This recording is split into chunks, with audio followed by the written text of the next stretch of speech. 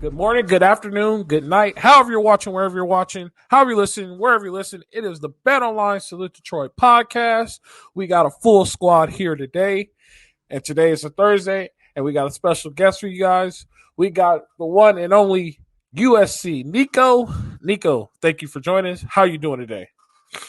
I'm good, guys. Thanks for having me. I'm excited to be here and talk shop with you guys. Yeah, and thanks for joining. Go ahead. Yeah, thanks for coming. No, I was actually about to throw it to you. You were kind of quiet, so I just want to make sure you're all right. You okay? I'm great. Fantastic. Okay. It's been a busy day in the LA sports landscape. You know, we had Harbaugh's presser at 1. During the presser, the Rams announced Chris Schuler's the new DC. During that announcement, Cliff Kingsbury gets hired by the Raiders as their OC. During that announcement, more rumors about Chip Kelly taking interviews with the Raiders and now linked to the Commanders. So all of our LA teams love to compete with each other for media shine. But as always, USC runs supreme. So happy to be with the three of you. Nico, great to meet you officially and really love all the stuff you do. So great to talk with you, and it's gonna be fun. And I love the nice ambiance you got. Very aesthetically pleasing behind you. It's feng shui. It's feng shui. He has some nice. Yeah, it's feng shui. I'll give that to my fiance. She picked out everything, and I just said yes, and I guess gave the credit card. So smart man. That vacuum, I bet you that Dyson was number one on the list because I have one of those, and I'm not even allowed to use it in my house. I'm not even allowed to use it. Madman. Yeah. Oh, you got a German Shepherd. I'm sorry, I didn't mean to cut you off. No. Go ahead. Madman. What's up, brother? Great to have you. See you guys and Nico. Great to have you as one of the big super fans on Twitter. So it's a pleasure to have you on the show and get an opportunity to get to know you better. And yeah, I just second the beautifully minimalist aesthetic in the background. Your fiance seems to have great taste. So excited to jump in with all of you guys. There you go. So as we do normal, I figured out why. I'm like, dang, we haven't talked in a long time, and I'm like, because we took Tuesday off. We didn't record on Tuesday. Partially my fault, but I'm like, and we haven't really been texting. Off considering I was watching Big Bang Theory. I was ready, Coach. I just want to put that out there. I know you sent me the text, and I was watching Big Bang Theory before we started, and then next thing you know, I looked at my phone. It was 3:00 in the morning. I was like, oh man, so I definitely messed that one up. But that's what I'm like, and we haven't really been texting, but we're probably prepping for the Senior Bowl, which we'll get into later. But Nico, it's a pleasure to have you. Let's start off with this. I want to kick this question to you. What drew you in to the USC allure? So, I mean, first and foremost, it's just being born in LA. I kind of grew up in the era of the Lakers with Kobe and Shaq and how they kind of dominated the screen. And then at the same time, we had the Reggie Bush and Matt Leinart years and all that. And I think my grandpa went to USC back in early 80s. And I've had 5 family members that went to USC, and I just grew up around it. I was a little kid that was out on the South Lawn throwing around the football with basically any kid that you could find out there. So just grew up around SC, followed it, and I had another Twitter account that I would just kind of follow what some people were talking about, and I just decided it's probably about 2 years ago now to just make my own, and not even really having an idea of what I wanted to do with it, but I just wanted to interact with people, spread good news, and just kind of learn as much as I could about the football team and the university. I just want to say this now that we kind of been through all the super fans. I'm disappointed, especially you and Arrogant Nation, because I made a push to be the DC and tag both you guys in there. You guys didn't show me any love. They want to win, Coach. Okay, they want to win. All right, I could give them the win. I mean, just give me on the board. Weren't you part of the 07 team? I was part of the 06 team, 07, 08, 09. Okay. Yeah. So we had defense then. I mean, yeah, you could have pushed for it. Yeah. I mean, especially with that staff, all I gotta do is just walk around and make sure they're doing the right thing. I mean, it would be great. Exactly. So, Nico, did you go to USC? I did not. I am actually the only person in my family's in this generation, my family, that didn't go to college, to the disappointment of my parents, but doing just fine otherwise. But I think if I did go to college, I would have gone to USC, but just decided not to. Got into business early in life. What was that? Just to follow up, like, because I'm just curious, did you kind of start your own company, or was it a mentor that you followed, or what was the reasoning there?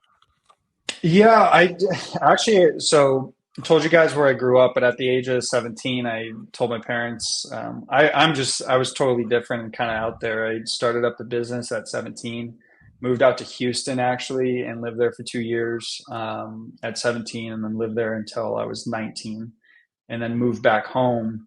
And then that's when I started to get into the real estate industry with family out here, and just took that and started running with it. Self-made. Love it. There you go. If you need a broker, let me know. My brother's a broker. He's a mortgage broker. So if you need one, let me know. Hey, yeah, send my contact. I will. Let me know. We get there. So Nico, I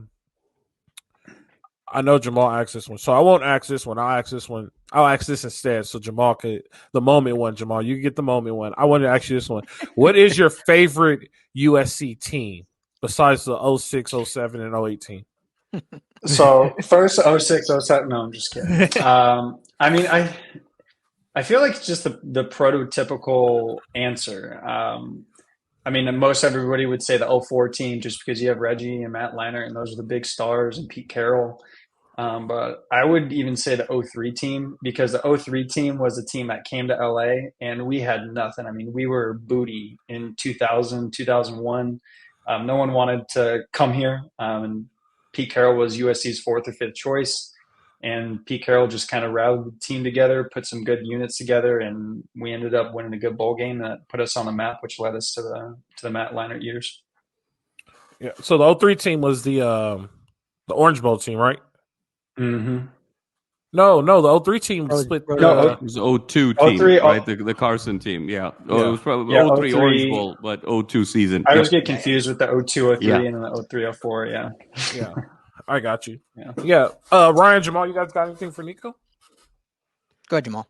Yeah, sure. Well, Nico, just, now that you've really been an authority, honestly, on USC news and the trends and what's been happening moving forward, just give us your state of the union of USC football going into, this 2024 spring and the 2024 season. How do you feel about the roster? How do you feel about the coaching? How do you feel about Lincoln? How do you feel about, just the prospects for the year? Yeah, so I think my Twitter, some of my Twitter followers know that I'm a little bit of a jacked up person. I can be a little bit more optimistic than some, but I'm also a realist. Lincoln Riley, I think when we first hired Lincoln, pretty sure if you asked 100 people would have raised their hand straight up and said that we got the best coach that we could have hired. And then we had that great season. And then this year we had the downfall. And in the middle of the season, people started to kind of question what was going on, especially with Alex Grinch. It felt like some of the players weren't really excited. And then all of a sudden we put together this defensive coaching staff. And USC football right now, I think, is just pure excitement. But I think we have to really think about the long-term plan. And I know we're going to get into the NIL. But right now, I'm excited about USC football, but I'm cautiously optimistic. We're heading into the Big Ten, and we're going to have some games in the Big House and going to Ohio State in the future seasons. So in Penn State, so we're going to have to work hard to compete with those guys again. Nico, was it you that put up no, that might have been Arrogant Nation, that put up the Nebraska USC rivalry? That wasn't you, right? No, I think that was the photo. That was pretty funny. Yeah, that rivalry can't happen. That will be the lamest rivalry ever. I love the Penn. Yeah. I love the Penn State rivalry.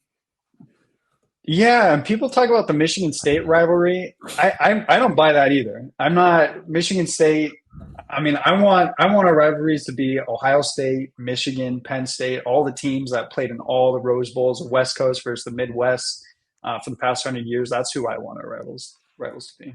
Well, speaking of rivalries, let me ask you this then, because, Alex Grinch hired by Wisconsin, and just today they slapped on the co-DC title, which is hilarious. But I don't know if it'll ever be a actual like school rivalry between like the players and staff. But I think fan base, I think a lot of USC fans probably already see Wisconsin now as a rivalry. What do you think about that? Yeah, I wouldn't really say. Yes, and I wouldn't really say it's a rivalry, but I don't know if you guys noticed. Probably 2 or 3 days ago, I put out a prediction of our way too early 2024 schedule, and I actually gave us a loss against that team simply because of Alex Grinch. And I know USC fandom, I guess hate's a strong word, but they strongly dislike him and put all the blame on Alex Grinch. But he knows Lincoln Riley like the back of his hands. I mean, their kids played together practically every single day after practice. So I'll be interested to see what he knows about our team still, and if we can overcome that. And I'm hoping naturally that our defensive staff, our new defensive staff could overcome that. Yeah, but Alex Grinch can't stop a nosebleed even if you gave him a tissue. So I'm not too worried about that one. Yeah, I don't know. Yeah. We'll see. It'll be a meltdown in LA if SC loses to Wisconsin. See, that's what I'm saying. And that's where my realist part comes in. People say, oh, we're going 12-0. We're going 12-0. It's pump the brakes. Let's talk about this. Let's actually get some recruits signed on and build a culture before we talk about that. Yeah, it's a very good point, Nico. There is a familiarity element, right? You got to take the success out of it, but if you are very familiar with the coach day to day, and we see it in a lot of different sports where a certain coach just has another coach's number just because of that familiarity element. So it makes a lot of sense. Yeah. I don't see undefeated either. Undefeated is kind of tough. Because they're still in a rebuild. So I don't see undefeated, but I do see more successful than we were last year. I can say that. I'm not going to put a number on it, because when you put a number on it, then all of a sudden you're wrong. It's like, see, I told you. So I won't really put a number on it, but I do see us being better than last year. I do see us low end playoff 10. I'll even go 8 through 12 making the playoff. But I don't know how deep the run will go into the playoff. I would say that much. If that's a real optimistic approach I have about that. Yeah. I think obviously if we're put at 12 and we have to play that Georgia or that Alabama team, if DeBoer can put them together, that's a challenge in itself. But I would be, again, cautiously optimistic. We have a very tough schedule. We're lucky because we have a bye before Michigan, and Michigan is going through their new coaching overhauls and whatnot, so they have their own challenges. So who knows, maybe Michigan has a little bit of a blunder and we can knock them off, but we're also playing Penn State, we're playing Wisconsin, we're playing a lot of teams that are stacked, and they have rosters that are 2-3 deep at each position. So, who knows where we'll end up. Yeah, so rolling into that, speaking of recruiting, this past weekend was a very big day for USC. And it's kind of interesting to me because junior day is like a normal thing, but this was like a very anticipated. This has probably been the most hyped up junior day that I've ever heard about in a very long time. Like, I went to junior day. Like, when I went to junior day, it was pro day. They made it like a big deal. It was pro day. Everybody's running their 40s and everything. I went to multiple junior days. I even went to junior day at UCLA, Jamal. So, like, no. It's a come one. It used to be, I should put it like this. It used to be if you were on the board, you got invited. I think things have changed now, but this has been the most talked about junior day that I've heard in a long time. And it's because of the expectations that we have for USC. But there were a lot of big names there, and you were like one of the ones putting out all the information, letting everybody know what was there.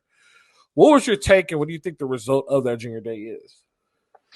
So again, I think this is a result of the coaching staff.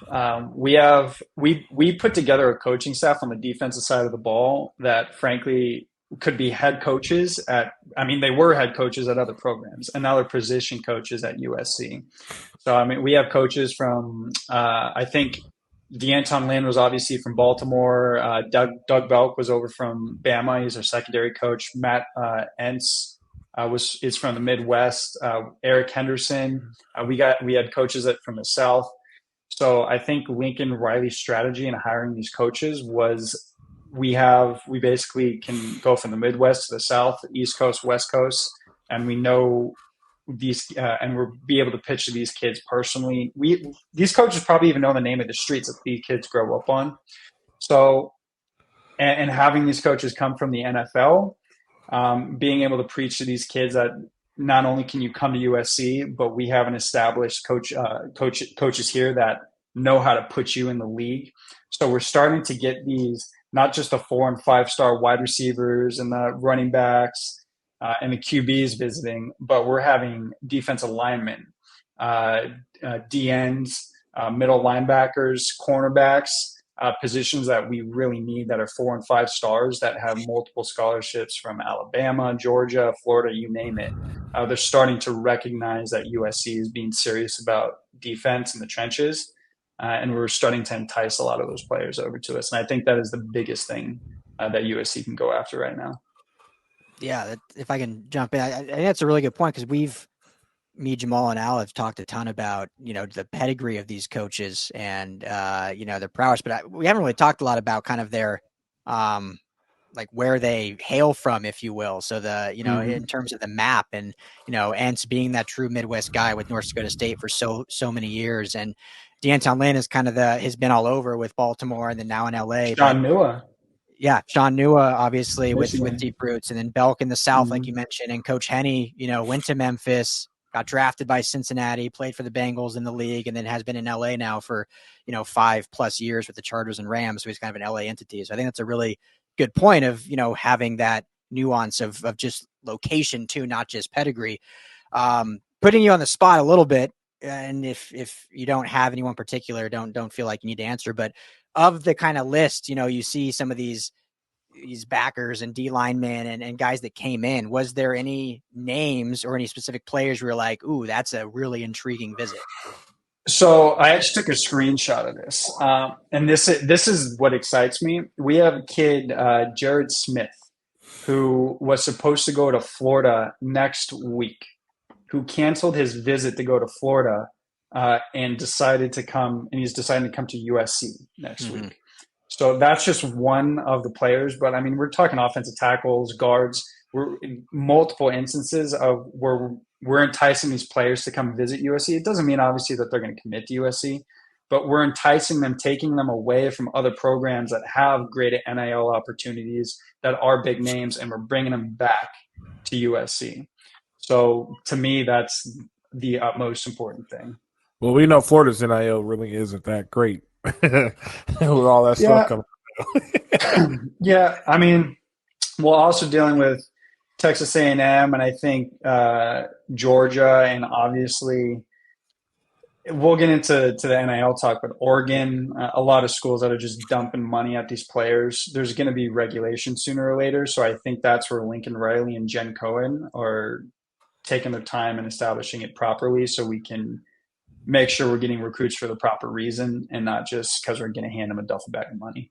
Yeah. So Nico, real quick, you had all the sources. You're pretty good. You're pretty resourceful. How many of these kids were from California? I won't even just say Southern California because when I played, we had kids from the Bay. How many kids were California after junior day? About half. That's actually a good number. Half.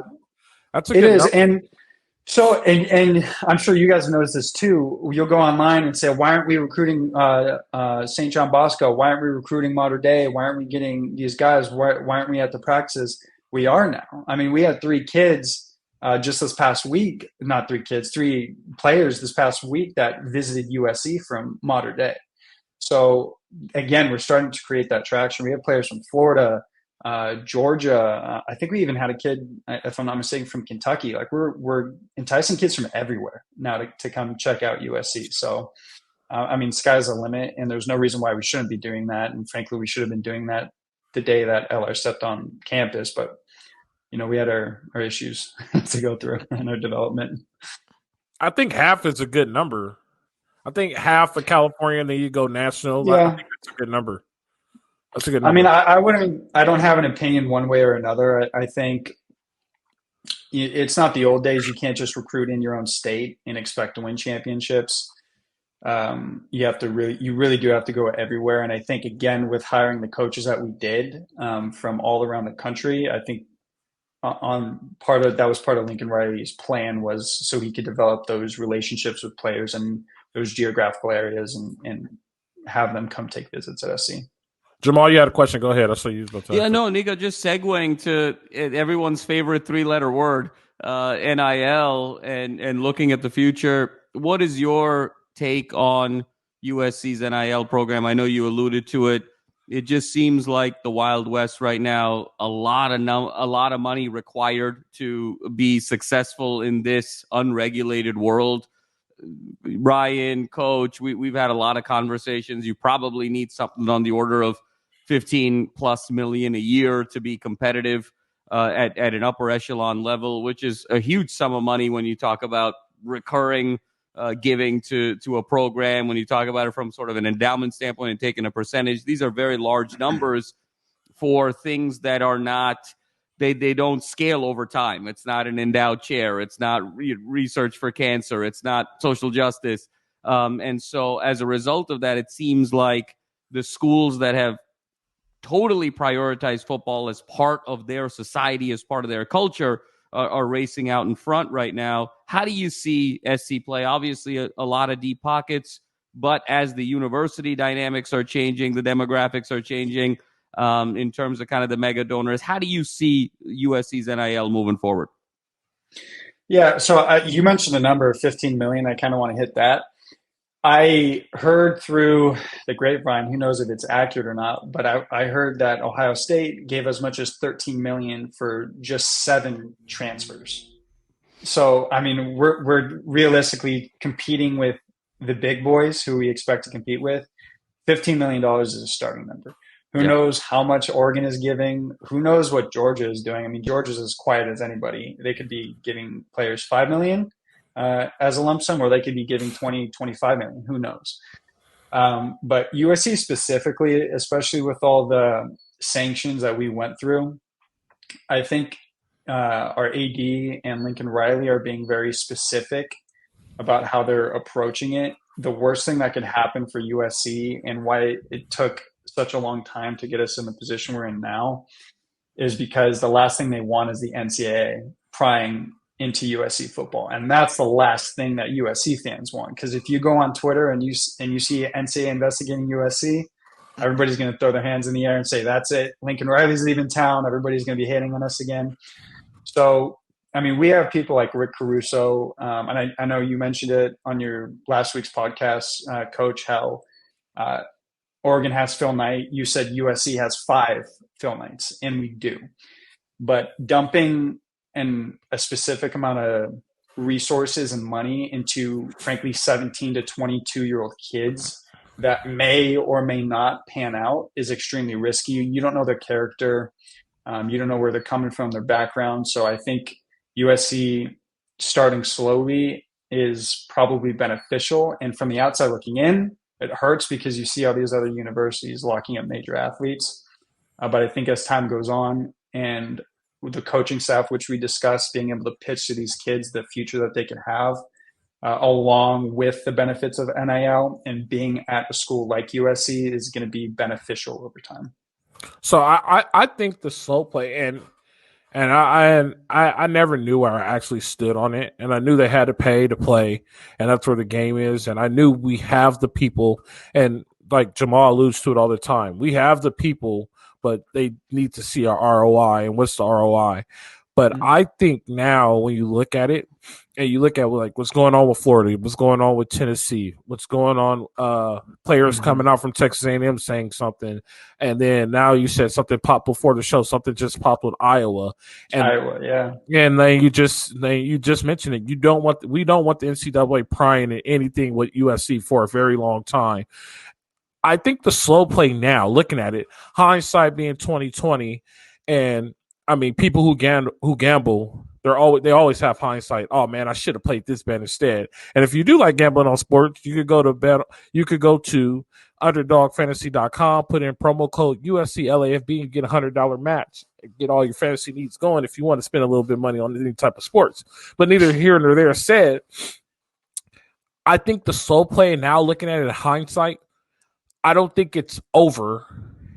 And I think us, let's see how this actually washes out, and then we'll jump on the game. It's kind of like the best comparison I could give you is like the EV vehicle world right now. Everybody let Tesla push their stuff out and let Tesla control the market for like the first 5 years and let Tesla have all the problems. Now all these cars are rolling out with their EVs like, all right, well, we know this is an issue with Tesla. Let's fix it. Let's make it better. Let's make it better. I think eventually SC is going to conquer the NIL, or not conquer it, but they'll be one of the best at NIL. It won't be flawless, but they'll have a great program down and they'll have a great system down, and it'll make recruiting much, much easier until the next issue arises. Who knows what will come up next with recruiting with the way things change. But I think the slow play now, looking at it in hindsight, especially with all these violations coming up, I think them slow playing it right now is perfect. And then there's no panic because you just had one of the best junior days you had in a very long time, right? You got guys out on the road recruiting. You got dudes who are ready to commit, and they're about USC now. So I think the patience might be the best way to go about it. What do you guys think? Let's kick it to Jamal. What do you think, Jamal? I see that look in your face. Yeah, I mean, I hear both of you guys. It's sort of the fast follower strategy. I get it. I don't know if ever in the history of college football the fast follower has been rewarded, right? I mean, and so even if you do get a sanction, slap on the wrist, obviously USC was unprecedented, so I can appreciate not wanting to go down that road again, because the NCAA's love for USC is such that if they were able to kind of sink their teeth into this program one more time, I don't think it could even be the death penalty on the table. There's that much of a distaste for USC. So I appreciate the conservatism, but at the same time, just waiting for sort of market dynamics to play out. At the end of the day, you're going to have to give a certain amount of compensation. What does regulation mean in this context? It means you're either going to have certain windows, even more controlled windows for the transfer portal. You're going to have certain caps on how much you can pay each player. So there's only a certain amount of knobs you can turn in terms of regulation. I think it'd be nice to see more of what the vision is moving forward, because at the end of the day, I agree with both of you guys. USC does have 5, 6, 8 Phil Knights, but Phil Knight is very unique in that sports is his business. And so in that regard, I'm not sure there is really an equivalent within the USC Board of Trustees to a Phil Knight, $41 billion net worth off of Nike and in the business, in the incentivized business of promoting, his program, his alma mater. So I can see kind of both sides of the story, but I think there's probably an opportunity for a little bit more vision. My one concern, my one flag is I hope Jen Cohen isn't spending too many calories on the new football facility at the expense of thinking about NIL. Because I think in this day and age, I don't know if a football facility is going to be the needle mover in terms of recruit attraction that it was 10, 12 years ago. I think now at this stage, these guys want to get paid and want playing time. What do you think, Ryan? Yeah, I mean, it's, I think when you look at a lot of the violations, and I haven't dug deep into the reports or whatnot, but I think a lot of it stems into paying high school kids before they're even in the recruiting process. And the interesting thing is for instance, the state of Georgia passed a law now that high school kids can get paid for NIL in Georgia. One being Juju Lewis, recruit for USC, which is a whole nother conversation. But so that's the new kind of look of when you start promising NIL. Is it early on in these kids when they're the 25, 26 class? And when does that become tampering? When does that become illegal? Or do you wait and then you're kind of the last of the table, but you're doing it legally when they're actually graduating college, ready for their recruitment process, but then they've already been getting paid this whole time from Texas. I'm just throwing teams out: Texas, Georgia, Tennessee, probably, which was the Nico coming from SoCal, and there's, thoughts of maybe him getting paid in high school. So it's a really weird, I'm glad SC, to what we know, has not done that, but obviously they need to be forward thinking in how they attack that when it does become either legal, or how they get around certain ways of that. The other part of it is, and this isn't even NIL, I think there's, and this is just my opinion, this has nothing to do with USC, but in recruiting kids now, I think there's kind of like 3 buckets. And if you can hit all 3 as a recruit, then obviously you've hit the home run. But there's the money aspect of it. There's the winning a college national title aspect of it. And there's the who's going to prepare me the most for the NFL. So I think SC is still building the money aspect. They're not quite there yet. They're better than other schools for sure. I mean, we're not saying that they're like bottom tier NIL program, but they're building. When it comes to winning a national title, obviously based on last year, they're not close, but we think they're improving in the right direction to go there.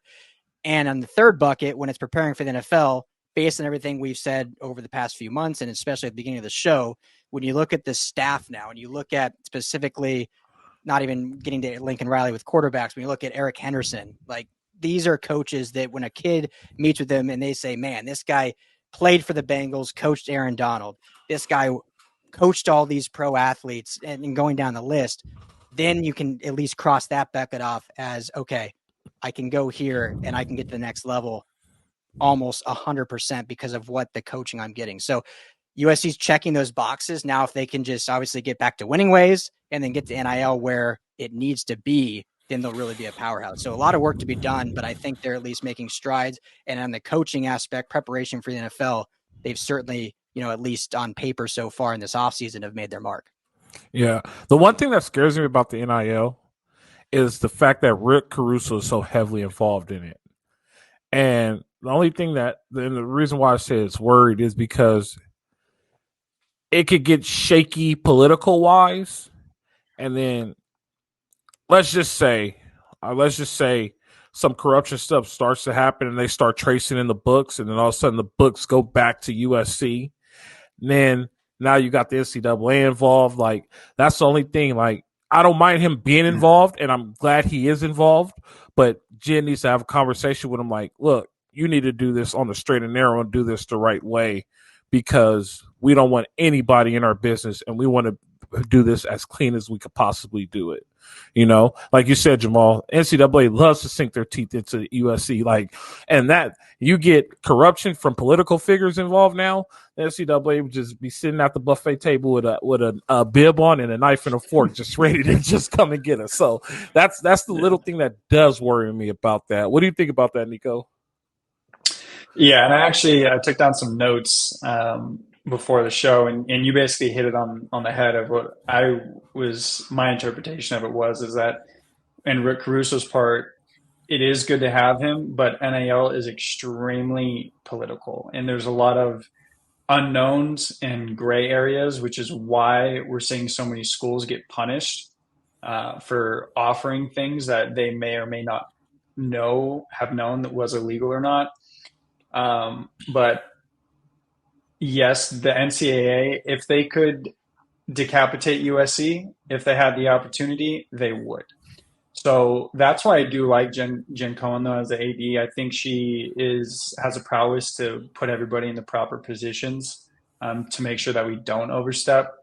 And I also think naturally Lincoln Riley, he's a little bit softer spoken. I think he's kind of dealing with it in a nonchalant way. He doesn't talk about it a lot.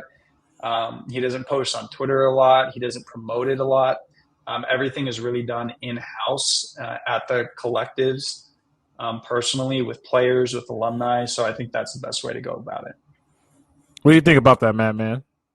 Yeah, no, I agree. I think it's going to be – I really like sort of both Nico and Ryan's point about kind of the 3 vectors of what players are looking for. And Ryan, I don't know if we're in a cynical state of college football right now moving forward just with these tectonic shifts, but I don't know if those 3 buckets are all equal. I don't know if it's a 33, 33, 33. And I think that it's more probably like, 45, 45, 10 when it comes to getting paid, getting playing time and development, and then winning a national championship. And so it really feels like those are kind of the two big pillars. So to your point, I think the coaching staff is set up for success of saying, hey, we can provide the ultimate classroom for the NFL, and you've got that box. If the NIL can come along, now you've got this two-headed monster where you're really set up for success, where right now it's 1 out of 2. And I think it is a very valid point about at what point can you engage? At what point are interactions transactions? At what point are they contracts? And so I think that's going to be really interesting to move forward. And Fred, I think you hit it best with Rick Caruso. He's obviously one of the most powerful, if not the most powerful USC alum. Certainly him and Benioff are the two wealthiest USC alums. But also, he's also got political aspirations himself. Is there going to be another mayoral run? Is there going to be something higher? Is he going to run for senator? And so he's also got to be careful where you don't want to necessarily be in a compromising situation for his own self-interest. So it's just really fascinating. All of these variables are at play and coming together at the same time. So here's a rebuttal I do have about what are the buckets and the national championship aspect of the bucket. And I remember we talked about this a while ago, Jamal, with the new format of college football. And then you referenced it when I pretty much said, like, college football is one of those unique things to where every team's not going to win a national championship every year. And now with the new format, and then you said, you know what you're referencing? You're referencing the basketball tournament, right? So I think we're heading to a place to where making the Final Four makes you a powerhouse. You know what I mean? Like, there might be a class that comes through all 4 years and always makes it to the Final Four and always falls short. But that was a great football program. You know what I mean? And that was a great team that came through. Like, they just couldn't quite get it. The UConns of the world, Syracuses of the world, like, in terms of basketball. And then there might be a class that comes through and gets that one national championship and then only make it to 8 or not even make it past 12, but they're still considered a top program. Like, I think that bucket might even be lower. It might be 5% now. And now you put a little bit more of that into money and preparation for the NFL. Who could get me drafted? In reality, when here was the talk in the locker room. I want to play. I want to get drafted. How soon can I get out of SC and how soon can I get drafted? Right? Like, and I think those are the main concerns. And I think the national championship, not anytime soon, but I think sooner or later, the national championship is kind of going like the basketball national championship. Like, oh, they won, but next year Duke is still number one, even though they got eliminated in the first round. You get what I'm saying? So I think, Ryan, just in that case, not right now. I'm not saying right now. Right now, that bucket is still kind of full, but that bucket's going to deplenish a little bit as time goes on with this new format. Because you never know. The NCAA might add 4 more teams. Now we're at 16. And then next thing you know, it's like 1AA where you got 32 teams and a football playoff. And there's really no,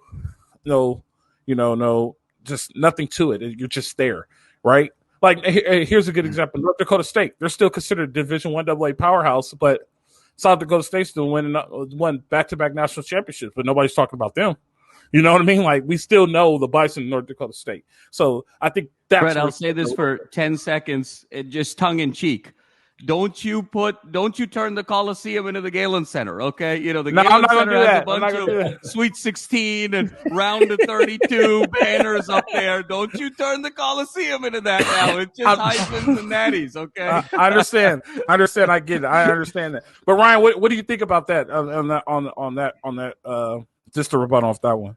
No, yeah, I completely agree. I think what I was referring to both, but what I was more saying is like the way how you recruit based on what kids are looking for. And I think it will diminish the amount of kids, but like you think of like a Miller Moss, from everything we've heard, like his goal is to be a USC Trojan and to win a national championship at USC. And obviously if he gets money, if he gets developed to the NFL, that's a bonus, but that's like his. So when you look at the recruiting trail, there's certain kids and, Lincoln Riley has said this in different ways. Like, we're looking for the right kids. We're looking for this. Every coach says that, of course, but there's going to be the top dogs that no matter what, you're going to have to pay them. And that's going to be something they want.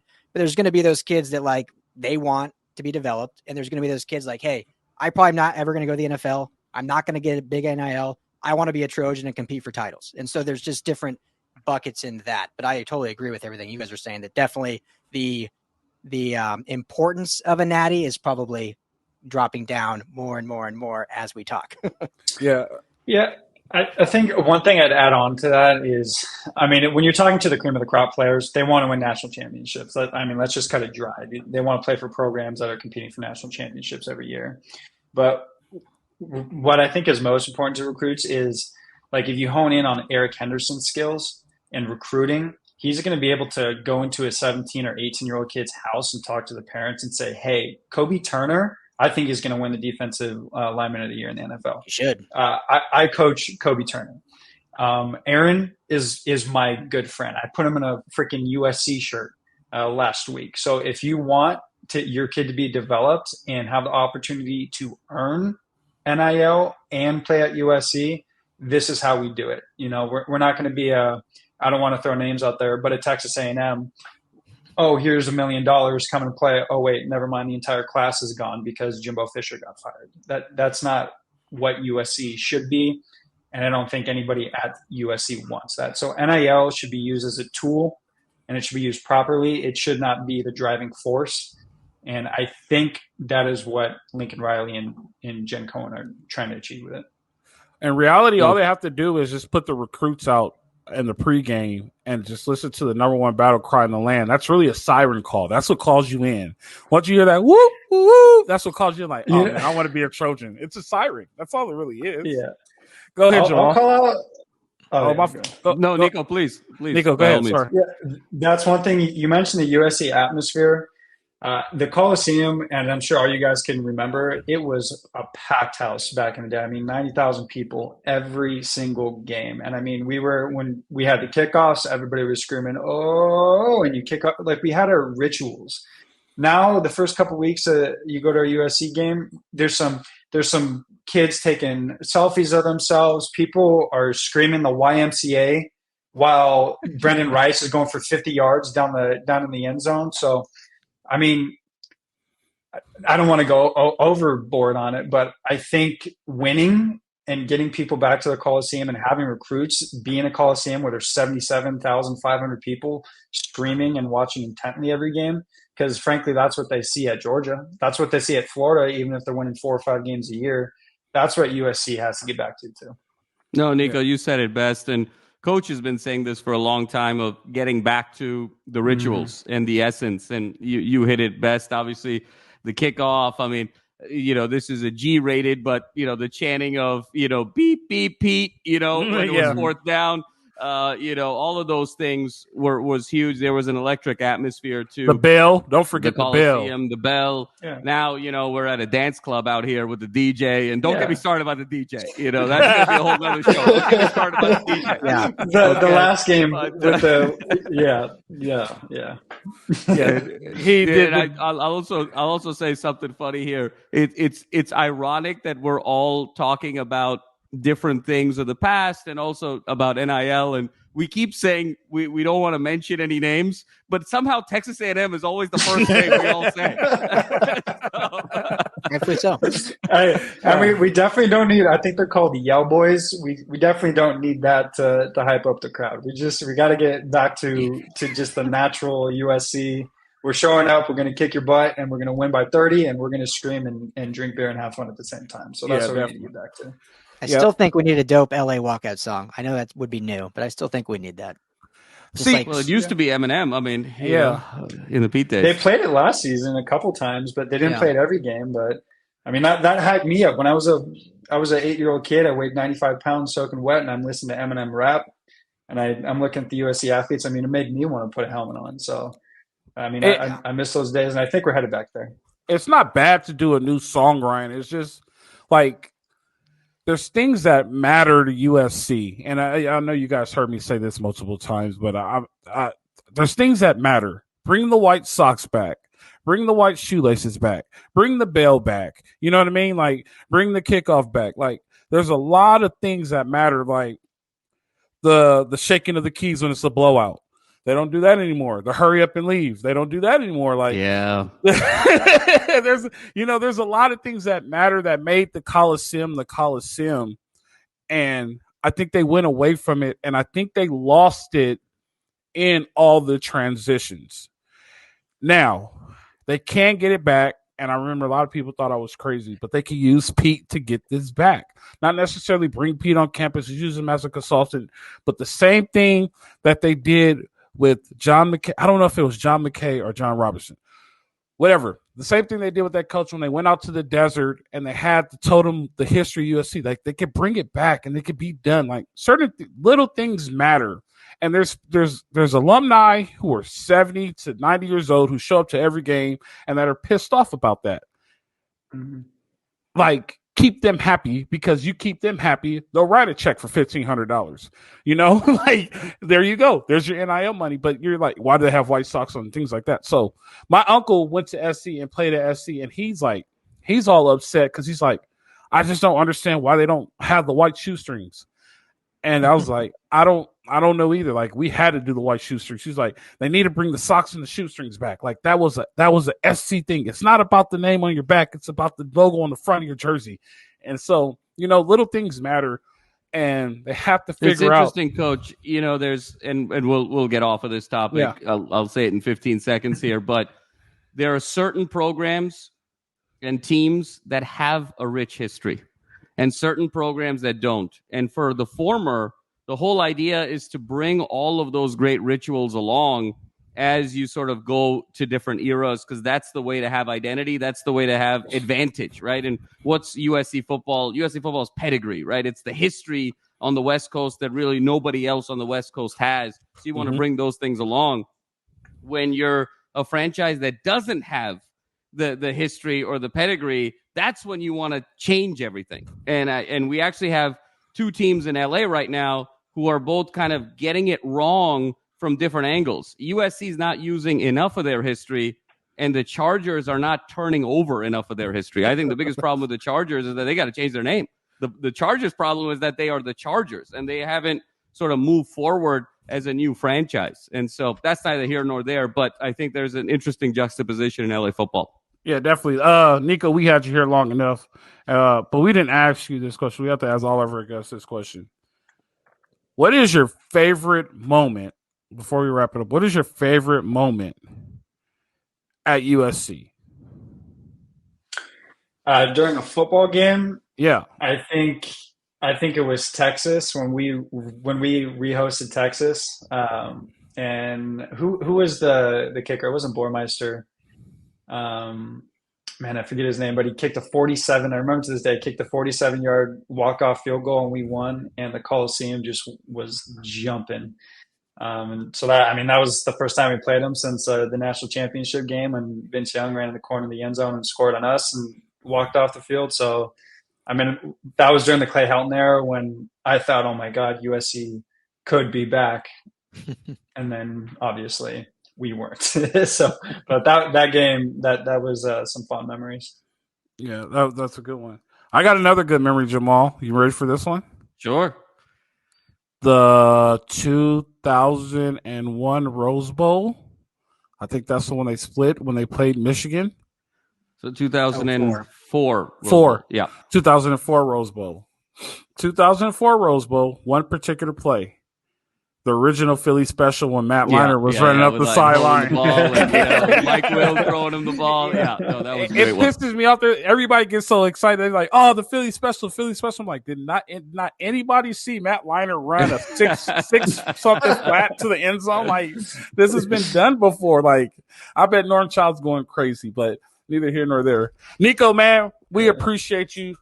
We love all our fans. We love SC fans. Like I tell everybody who comes to visit, we're a big family. We love you guys. We love collaborating with you. If you're a Trojan, we're all the same family. There's no me. There's all us. Trojan for life. Whether you got a degree from there or not, you're an honorary Trojan like Ryan, honorary Trojan like Nico. We love all you guys. As long as you bleed Cardinal and gold, man. I appreciate you, Jamal, Ryan. Hopefully no big news breaks, and we can finally get into the cornerbacks on Tuesday. So that'll be fun. Nico, thanks you again for having you. Guys, thanks for watching. You guys know what it is. It's the Bet Online Salute Detroit podcast. Live free, fight on.